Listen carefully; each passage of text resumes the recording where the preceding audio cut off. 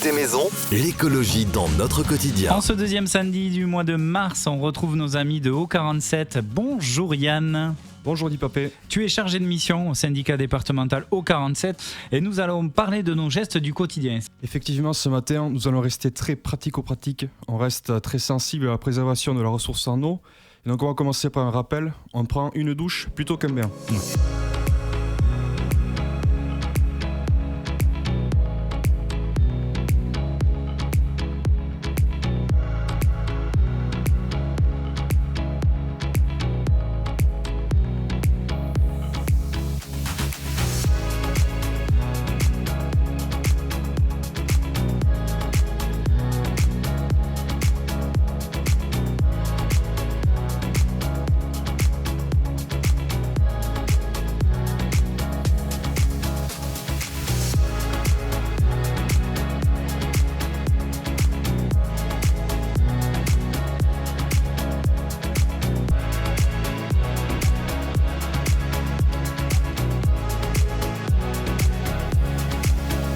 Côté maison, l'écologie dans notre quotidien. Deux chroniqueuses, deux spécialistes chez O47 pour le coup. Stéphanie, en charge de la solidarité internationale au syndicat départemental O47, et Brigitte, gestionnaire administrative. Bonjour toutes les deux. Bonjour. Bonjour Dipapé. En ce samedi matin, vous êtes avec nous pour nous parler du droit à l'eau pour tous à travers le fonds de solidarité logement qui s'appelle le FSL. C'est quoi ce fonds de solidarité ? C'est une aide qui est apportée aux personnes à faible revenu qui sont propriétaires de leur habitation et qui rencontrent des difficultés pour payer des dépenses qui sont liées à leur habitat. Et le syndicat O47 et ses délégataires ont contribué pour l'année 2024 à hauteur de 65 000 € à ce fonds au titre du volet eau.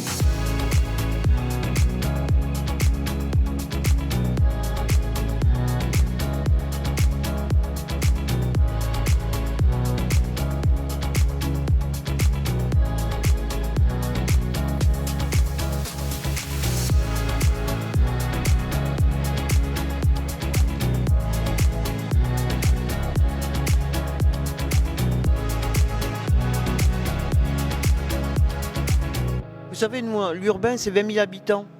Comparé à la métropole de Bordeaux, on est à 300 000 habitants, donc on ne peut pas parler du même urbain.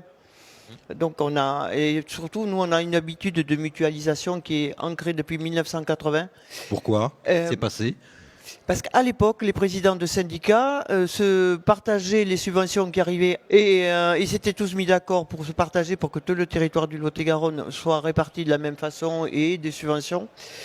Et à partir de là, la DDA à l'époque avait conseillé au département de créer une fédération. Et pendant de 80 à 2011, on a travaillé en fédération où les syndicats avaient un directeur, des services comptables et des services administratifs qui étaient regroupés, où on avait déjà on faisait ensemble des études, ou une étude qui servait à tout le monde. Et c'est à cette époque-là qu'on a fait toutes les interconnexions. Et chaque fois, on servait tout le monde en fonction des besoins. Et les petites communes, moi j'ai la mienne qui a 330 habitants, j'ai 20 abonnés, j'ai de l'assainissement collectif sur ma commune, parce que c'était nécessaire. Mais s'il n'y avait pas eu les syndicats, on ne pouvait pas faire les travaux. C'est notre force de servir tout le monde, en temps et en heure, et on peut, grâce à la mutualisation, servir n'importe quel village qui en a besoin. Mais donc il n'y a pas de souci, il n'y a pas de récrimination, de râlerie comme vous dites, parce que vous y êtes pris très tôt.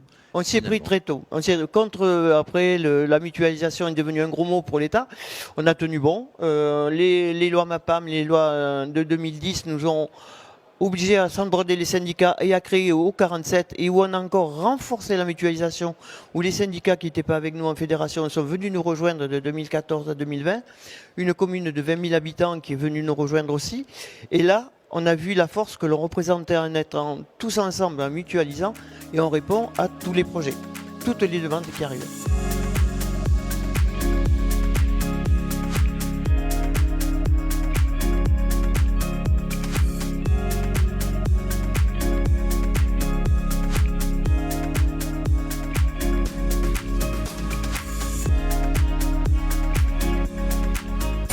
FM en vadrouille. Aujourd'hui, nouvelle vadrouille à l'occasion de la journée mondiale de l'environnement qui a lieu demain. Dipap, tu es dans une station d'épuration. Exactement, à Casteljaloux, Insolite, dans les trop Landes bien. des coteaux de Gascogne. C'est Nicolas qui travaille chez O47, puisque c'est avec notre ami syndicat départemental qu'on fait cette visite, qui va nous expliquer où on se trouve et comment est fait une station d'épuration. Bonjour Nicolas. Bonjour, dit Papé. Donc on est sur un cercle, c'est ça? Comment c'est fait une station d'épuration? C'est relativement complexe. Ici, vous êtes une filière de traitement des eaux usées assez classique. C'est une filière par bois activé, ce qu'on appelle. Côté maison, l'écologie dans notre quotidien. Bonjour Dorothée. Bonjour. Merci d'être avec nous. Tu es technicienne assainissement collectif au syndicat départemental O47. Je crois que c'est une première ici dans cette séquence. Donc oui. On a le plaisir de t'accueillir. Pour moi, oui. Tu veux nous parler de la mise en conformité des branchements d'assainissement dans nos maisons. On parle de quoi exactement, Dorothée? Mais on parle tout simplement de la mise en séparatif des eaux usées domestiques, c'est-à-dire les eaux des toilettes, la lessive, la cuisine et de l'eau de pluie.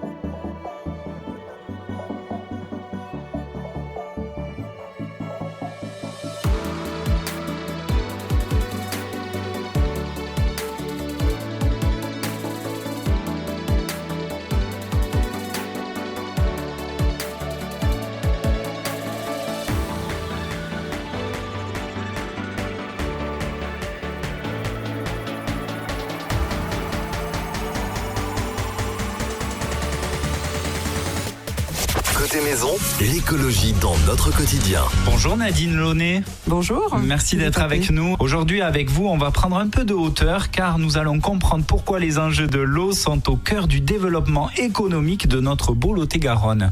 Oui, en effet, nous allons explorer comment la gestion de l'eau façonne l'avenir économique du Lot-et-Garonne.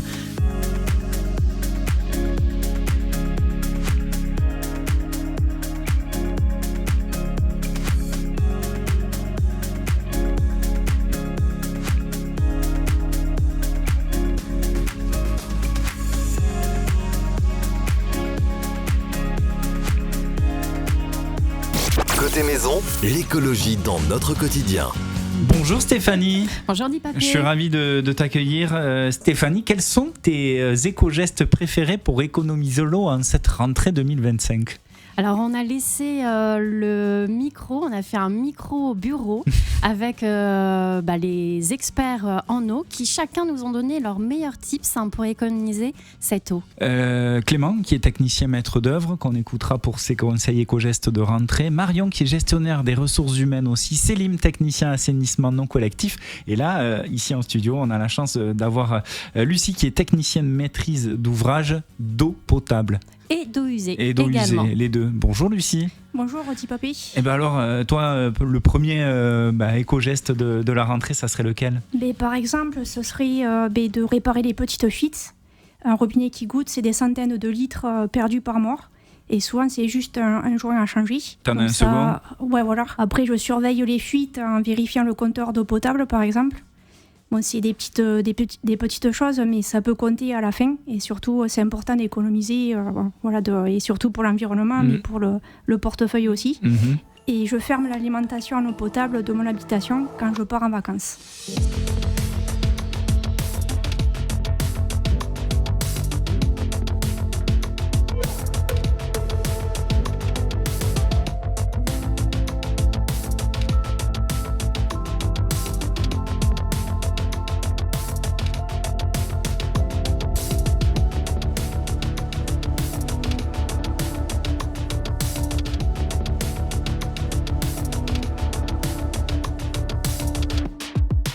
Côté maison, l'écologie dans notre quotidien. Bonjour Frédéric. Et bonjour Dipapé, bonjour à toutes et à tous. Alors toi tu es responsable informatique du syndicat départemental O47 qui, je le rappelle, est un service public d'eau potable et d'assainissement, et c'est la première fois qu'on t'a dans les studios, donc on est ravis en ce samedi. Cette semaine avec toi on va parler d'internet, du cloud et des data centers, plus généralement de l'impact de numérique sur la ressource eau. Nous allons faire un état des lieux, voir les solutions déjà mises en place et celles à venir.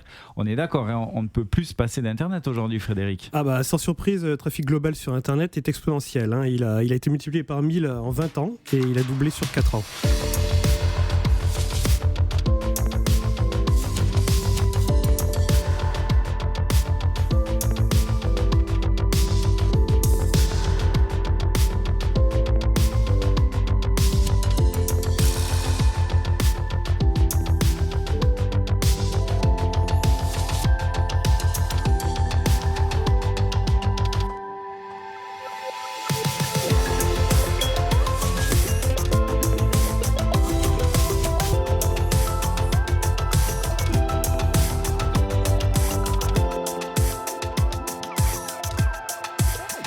Côté maison, l'écologie dans notre quotidien. Bonjour Estelle. Bonjour Dipapé et bonjour à tous. Merci d'être avec nous. Bon, on représente l'eau du robinet comme une ressource précieuse, Estelle. Durable, mais paradoxalement, on continue à consommer énormément d'eau en bouteille.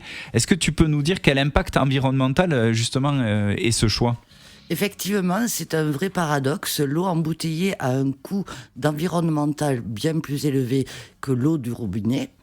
47 FM, côté maison. Bonjour Laurent. Bonjour Dipapé, bonjour aux auditeurs. Laurent, je te présente Laurent Casonato, tu es directeur général adjoint du syndicat départemental O47. C'est la première fois qu'on t'accueille dans nos studios pour cette séquence Éco-Geste, un service public d'eau potable et d'assainissement. D'ailleurs, cette séquence dans Côté Maison est consacrée à la modernisation des réseaux d'eau potable et d'eau usée. Tout va bien ? Impeccable. Chez O47 tout va bien. Bon, parfait. On s'ennuie pas. On oublie souvent que derrière chaque goutte d'eau qui coule, il y a un réseau justement complexe que tu co-diriges, enfui sous terre, mais essentiel à notre quotidien. Je dis co-dirige puisque tu es directeur général adjoint. O47, sur 83% du département, le modernise pour plus de performance et de durabilité. Explique-nous. Effectivement, nous sommes engagés depuis plusieurs années sur un vaste programme de modernisation de nos 9500 km de canalisation. 9500 km, c'est relier Paris à Tokyo sans escale. 9500 km que nous devons rendre plus performants, plus sobres et surtout plus durables. Alors je prends un exemple concret et très actuel. Quand on parle réseau, canalisation, c'est la recherche de fuite. Comment vous faites pour assurer cette mission sur autant de kilomètres ? Effectivement, c'est un véritable défi. Partout en France, il n'y a pas que dans le Lot-et-Garonne. Défi technologique et environnemental. Donc grâce à la sectorisation de nos réseaux, à la télérelève des compteurs, grâce aux détecteurs acoustiques dont nous sommes équipés, nous affichons des performances parmi les meilleures dans le sud-ouest. En 2024, c'était 74% de notre taux de rendement. Félicitations.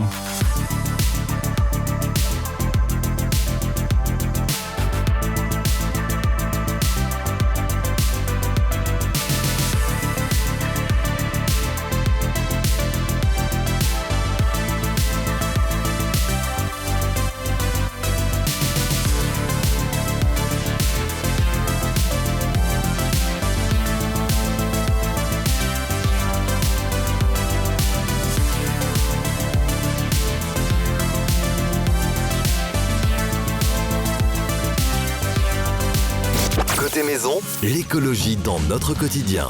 Bonjour à toutes les deux, Laureline et Stéphanie. Bonjour. Je vous propose aujourd'hui de jouer à un quiz. Je vais vous poser 8 questions sur la thématique de l'eau.